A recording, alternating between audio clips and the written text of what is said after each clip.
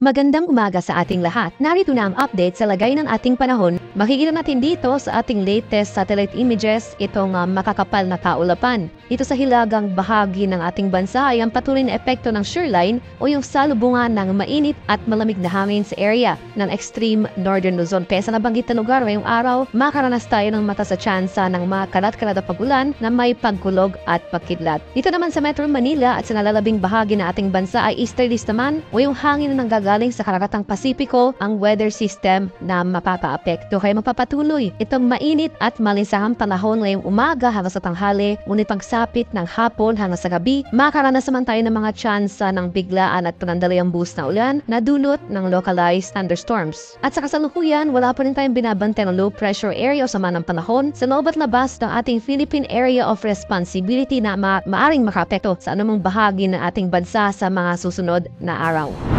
Para naman sa magiging lagay ng ating panahon ngayong araw dito sa Luzon, dahil sa shoreline, makaranas tayo ng maulap na papawirin na may mga kanat-kanat na pag-ulan, pakulog at pakidlat sa mga areas ng Batanes at sa Babuyan Islands. Dito naman sa Metro Manila at sa nalalabing bahagi ng Luzon ay magpapatuloy itong generally fair weather conditions ngayong umaga, ngunit pagsapit ng late afternoon to evening, batas yung tsansa ng thunderstorm activities. Posible tayong makaranas ng mga biglaan at panandaliang buhos na ulan mamayang hapon hanggang sa gabi. Maximum temperature forecast sa lawag na yung araw, posibleng umabot ng 34 degrees Celsius. 34 degrees naman dito sa area ng Tuguegarao at 25 degrees Celsius sa bahagi ng Baguio City. Maximum temperature forecast for Metro Manila, posibleng umabot ng 35 degrees Celsius. 32 degrees naman dito sa area ng Tagaytay at 34 degrees Celsius sa bahagi ng Legazpi City.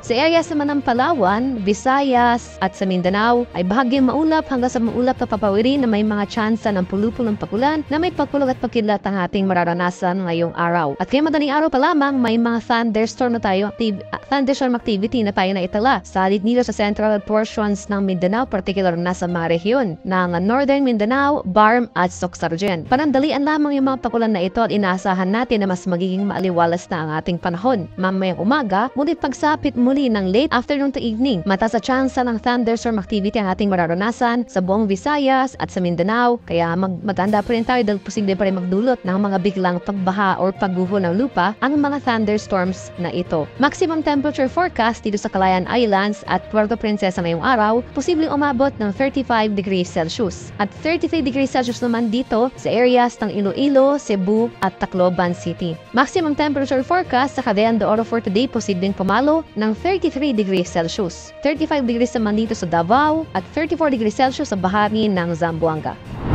Sa kalagayan naman nating karagatan, sa kasalukuyan, wala pa rin nakataas na gain warning sa anumang baybay na ating kapuluan and light to moderate na pag-alon na ating mararanasan sa malaking bahagi ng ating bansa. Iba yung pag-init pa rin sa ating mga kababayan na maglalayag sapagkat kung meron tayong offshore thunderstorm activity, ito yung mga pag-ulan sa ating darat na ibayin, asahan natin ang mga malalakas na hangin, kaakibat ito ang bahagyang pagtaas ng ating mga alon.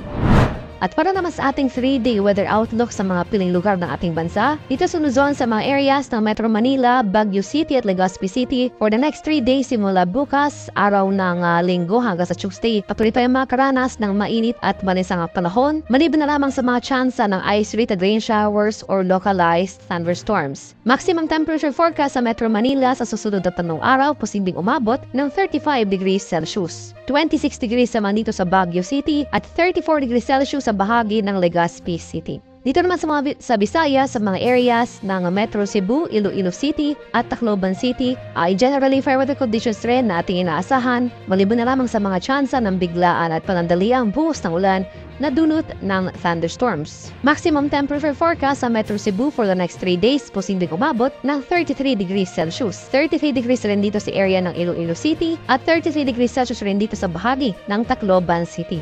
Dito naman sa Mindanao sa mga areas ng Metro Davao, Cagayan de Oro City at sa Zamboanga City, sa susunod na 3 araw magpapatuloy itong mainit at malinsang panahon, mataas ang tsansa ng thunderstorm activity simula late afternoon to evening. Maximum temperature forecast para sa Metro Davao for the next 3 days, posibleng umabot ng 35 degrees Celsius. 33 degrees naman dito sa Cagayan de Oro City at 35 degrees Celsius sa bahagi ng Zamboanga City.